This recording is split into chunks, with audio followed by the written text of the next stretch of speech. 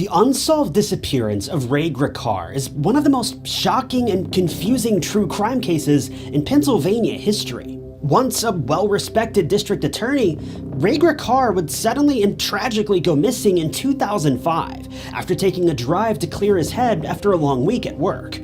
The only problem is, Ray would never come back. His notebook computer was later found at the bottom of a lake, but the hard drive was mysteriously missing. Ray's whereabouts have never been uncovered, and most people believe that he was likely involved in a secret life of crime that ultimately led to his demise.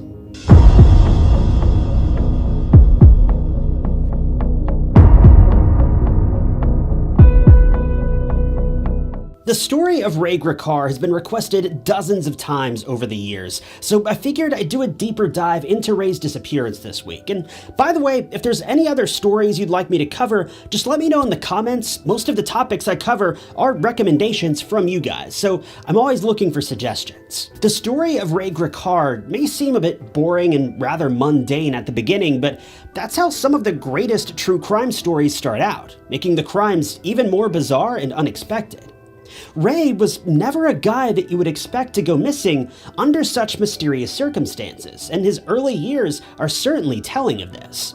Ray Gricar is most well known for being a lawyer who practiced in Pennsylvania for most of his life. Ray was born in Cleveland, Ohio, and grew up in what was once considered one of the greatest areas in all of Cleveland, Collinwood. In the years since, the town has certainly seen a bit of a decline, later leading to what many would call the city's downfall. It's now considered a historic region in Cleveland, but it's also known for being rather crime-ridden, an impoverished area these days.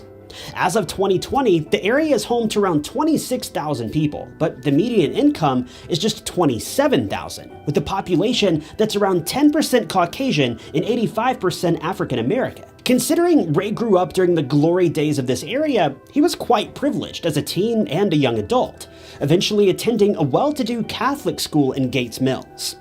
After leaving high school, he attended the University of Dayton, where he began studying law and interning at the local prosecutor's office. An internship that would drive him for pretty much the rest of his life, as he realized he didn't just have a passion for being a lawyer, but he had a passion for law and justice.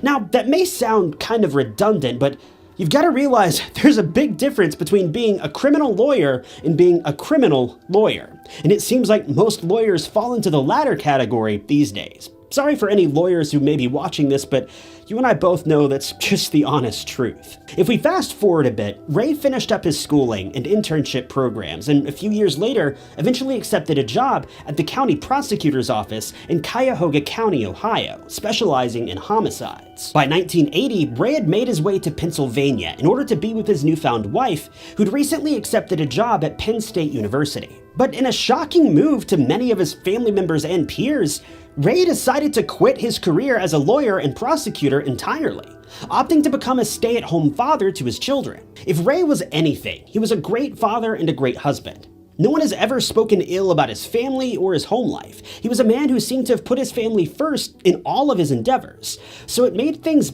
even more strange when, without any prior notice, Ray packed up his car and disappeared, leaving his family, his friends, and one heck of a mystery in his wake.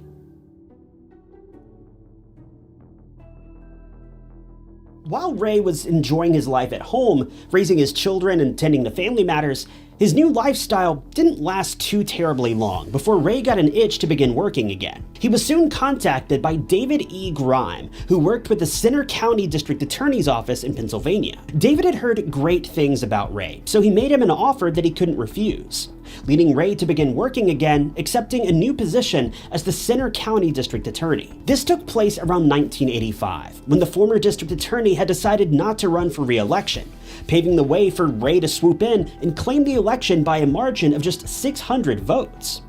When Ray accepted this new position, he agreed to work only part-time, but by 1996, he had campaigned to begin working full-time, and this request was ultimately granted.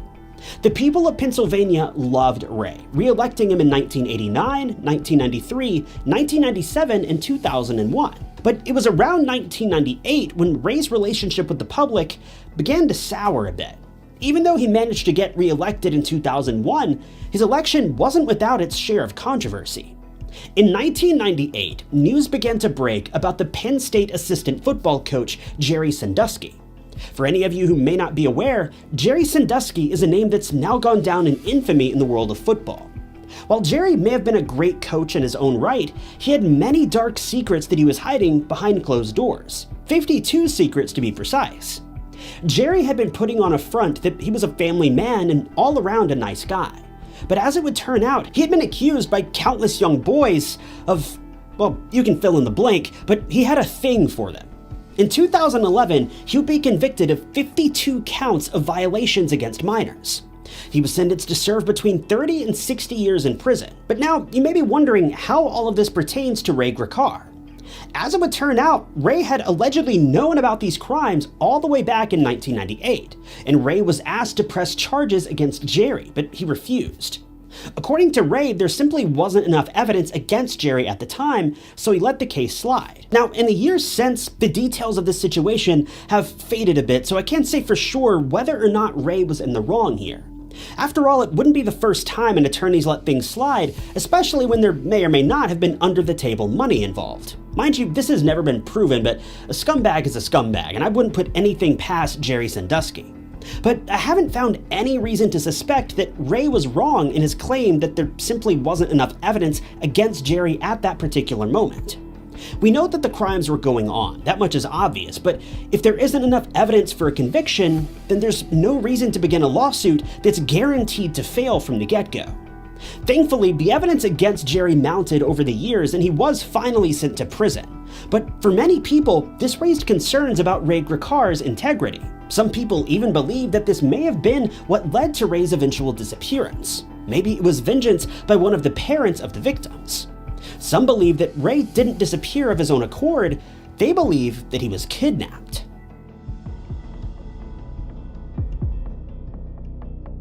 It was 11:30 a.m., April 15th, 2005. Ray had moved in with his longtime girlfriend, Patty Fornicola, back in 2003, and the two were living in her childhood home in Bellefonte at the time. Ray had called Patty to let her know that he was going to take a drive through the Brush Valley area, just a short distance away from Center Hall. This wasn't out of the ordinary for Ray. According to those that knew him, Ray loved to take long drives to relax and clear his head. It was supposedly something he did quite often. But on this particular day, Ray's drive would take him much farther than he anticipated, and he would never make it home. Ray was expected to be home by dinner that evening, but he never made it back. Patty waited and waited for him to return, or at least call, but she never heard from him. As evening turned into night, Patty grew concerned and reported him missing. It would take investigators nearly 24 hours before they found any clues about where Ray might have gone. As they searched the areas around where he was known to have been driving that day, they eventually encountered a tip that his car had been parked outside of an antique store in Lewisburg. When detectives arrived at the vehicle, they found nothing but his cell phone inside. They knew that he had his notebook computer, wallet, and car keys with him that day, but all of these items were missing. But strangely, officers found no evidence of foul play at the scene of the crime. So wherever Ray had gone, he had gone there willingly, and he had taken his notebook computer with him. Or so it seemed. Police, as well as his family and friends, noticed that the scene of the crime seemed a bit familiar. It didn't take them long to realize that the circumstances in which Ray's car was found bore a striking resemblance to the situation of Ray's brother, Roy, who had taken his own life back in 1996, with Roy's car being found in almost the exact same situation. Ray's brother had left one day in May of 1996 to allegedly go purchase a few bags of mulch, but he never made it home. A few days later, his car was found after it was abandoned in Dayton, Ohio, near the Great Miami River.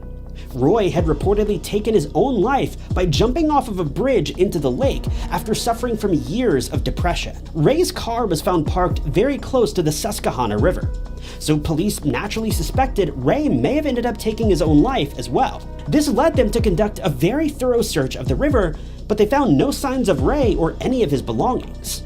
Police later brought in sniffer dogs and had them search the area near Ray's car. We don't know specifically what led police to say this, but they claimed that the behavior of the sniffer dogs led them to believe that Ray had been meeting up with someone that day and may have left the scene of the crime in another vehicle. Pennsylvania police at this point asked the FBI to step in. The FBI then gained access to Ray's bank records, credit card statements, cell phone records, and every other aspect of his personal life. Ultimately, they found no clues or anything that seemed suspicious. Ray was in a good financial situation, his life was completely in order, and he planned on retiring later that year. But for reasons unknown, he had simply vanished before being able to live out his golden years. It would be several months later before the case would see any more progress.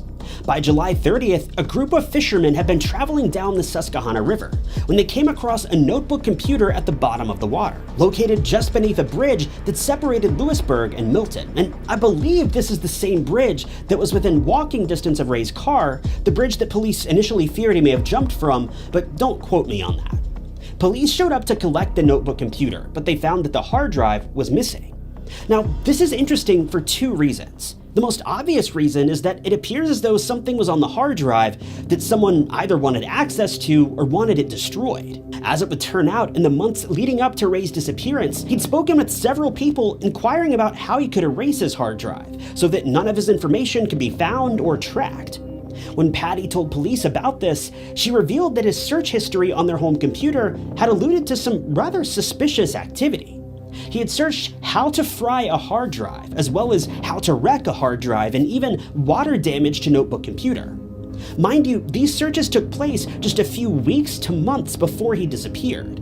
So while we don't know much for certain, it seems that Ray Gricar was hiding something on his notebook computer that, for whatever reason, the world simply couldn't find out about. If this wasn't weird enough, things are about to get even worse. As police continued looking through his search history, they found that he had visited the MapQuest website and searched the driving directions of getting from Bellefonte to Lewisburg. But Ray had made this trip countless times before. He knew the journey like the back of his hand. So why would he suddenly need directions? Well, it's possible that he'd been looking up these directions so that he could print them out for someone else. The case got even more bizarre when investigators processed Ray's car for evidence. Inside the car, they found evidence of cigarette ash on the floorboard. They also noticed a strong cigarette odor inside the car. This is strange because not only was Ray not a smoker, but he hated the smell of cigarettes, and all of his closest friends knew this. So someone else must have been in the car with him that day. This all became more plausible when just a few months later, someone found a mysterious unmarked hard drive on the banks of the Susquehanna River, just 100 yards from where Ray's notebook computer was found under the bridge, and also in close proximity to where his car had been found. Unfortunately, police weren't able to determine for sure if the hard drive truly belonged to Ray, but it seems a bit suspicious that it'd be found in such close proximity to his notebook computer if that weren't the case. Police sent the hard drive to a team of experts in the hopes of recovering some of the data from the drive, but it had simply been too badly damaged and there wasn't anything to be recovered, not one single file. No one knew what to make of Ray's disappearance. There were no signs of foul play ever uncovered, nor was there any indication that Ray had wanted to start a new life.